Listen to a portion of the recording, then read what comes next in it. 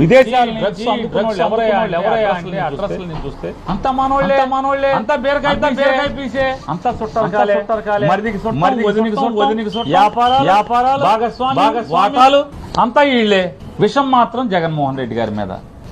ఎందుకు 45 ఏళ్ల ఇండస్ట్రీ, 14 ఏళ్ల ముఖ్యమంత్రి, 75 ఏళ్ల వయసు, పొలాల్లో రావి చెట్టుకి తాడి చెట్టుకి కూడా వయసు వచ్చింది, కానీ ఎంతో కొంత జనానికి పనికి వచ్చే పనులు చేస్తూ ఉంటాయి.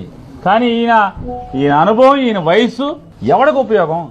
ఈ డ్రగ్స్కి ఎవరి మన చుట్టాలు తెచ్చుకోవటం ఏంటి, మన బీరకాయ పీస్ తెచ్చుకోవటం ఏంటి, మన వదిన గారి చుట్టాలు ఉండటం ఏంటి, వదిన గారి ఇంట్లో పిల్లలు ఉండటం ఏంటి? ఇక అదృష్టం ఏంటంటే ఒక్కడి పేరు చివరి రెడ్ లేదు, బతికిపోయాం. ఎవడన్నా దురదృష్టవశాత్తు ఒక రెడ్డో లేదా ఎవడన్నా కాపోడో ఏంటి పేరుందని జగన్మోహన్ రెడ్డి అవుట్ మొత్తం. ఈనాడు జ్యోతి. అసలు మీ చుట్టాలు దొరికితేనే మామూలుగా మీ చుట్టాలు డ్రగ్స్ తెప్పించారంటేనే జగన్మోహన్ రెడ్డి తెప్పించారనే విషయం చెబుతూ ఉంటే, అందుకోసమే ఎలక్షన్ కమిషనర్ గారిని కలిశాం. అయా దీన్ని లోతుగా విచారణ చేయాలి. తెలుగుదేశం పార్టీ మాకు భయాలు, అనుమానాలు ఉన్నాయి.